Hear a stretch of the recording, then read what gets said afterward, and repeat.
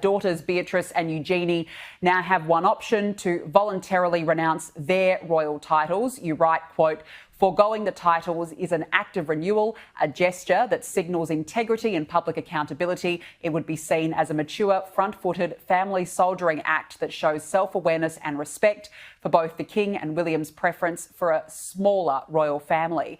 Angela, why do you think that there's no choice now? Because I guess some would say, oh, well, they had nothing to do with their father's indiscretions. It's not their fault. But is this more now about accountability? Yes, this is in no way connected to the fact they are not complicit in what happened with their father and mother about those lies. Why I'm suggesting it now is this is an ideal opportunity to step back from those titles. They are not working members of the royal family. They're not working royals.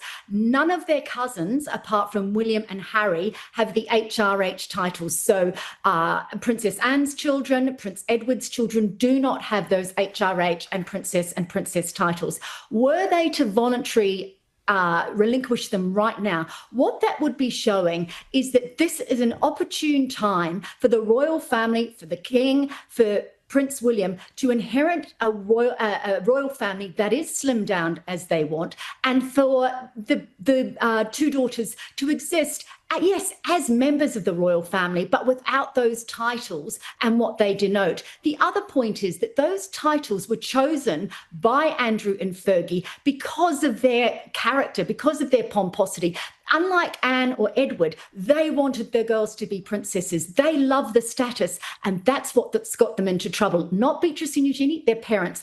I think Beatrice and Eugenie separating themselves from their parents' ethics, morality, character would be a good thing in the long run.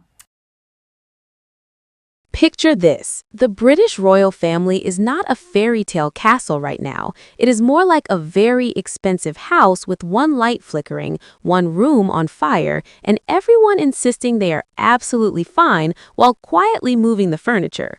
And right at the center of today's royal reshuffle drama are two familiar names, Princess Beatrice and Princess Eugenie, and one very uncomfortable question echoing through palace corridors and newspaper headlines alike.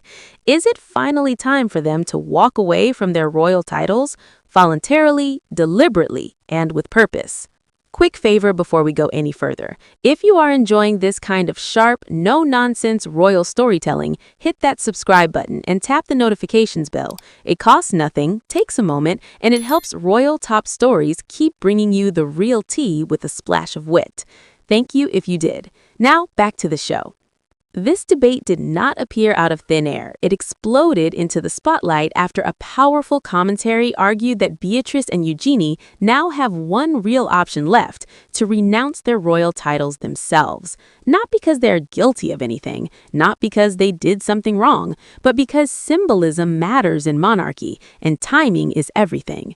Think of it like reading the room at a very tense family dinner. Sometimes silence is not enough. Sometimes you need to push your chair back and show that you understand what is at stake. Here is the crucial point many people miss. Beatrice and Eugenie are not working royals. They do not represent the crown full-time. They do not carry official duties funded by the taxpayer. In fact, apart from William and Harry, none of their cousins hold HRH titles.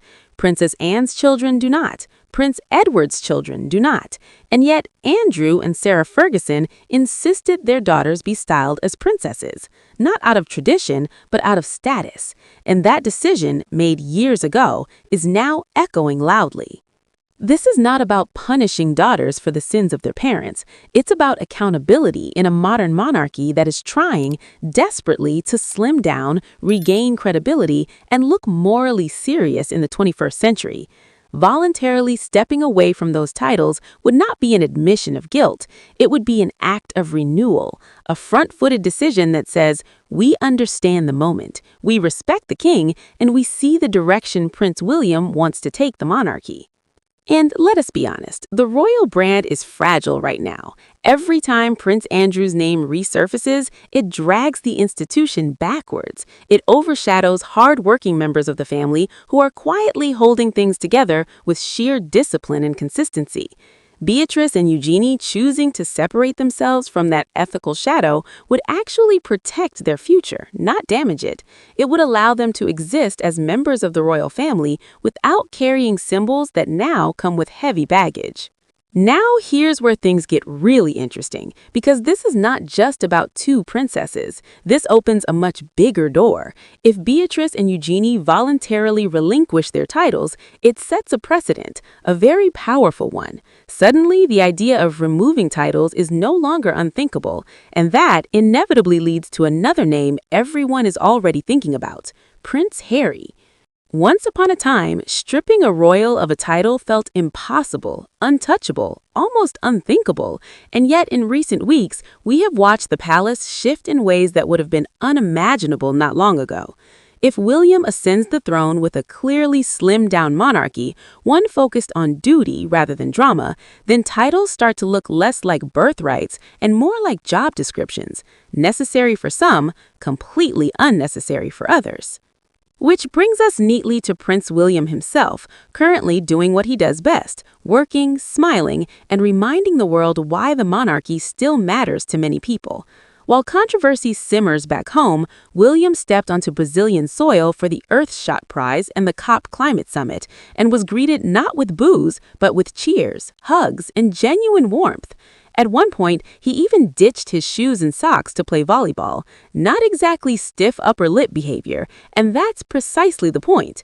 This is modern royal optics done well, serious global issues paired with human connection, climate leadership mixed with approachability. William understands that credibility today is built through consistency, not titles alone. He's not shouting for attention, he's quietly earning it. And that contrast becomes sharper every time internal family drama tries to hijack the narrative. Which is why the timing of Prince Harry's latest announcement raised eyebrows. Just as William was beginning his first major engagement in Brazil, Harry revealed plans to travel to Canada to meet veterans in military charities. On paper, a noble cause. In reality, the timing felt awkward at best and competitive at worst, especially given that Harry himself has criticized this very tactic in the past, accusing the royal family of competing announcements for attention. This is where management, strategy, and self-awareness matter.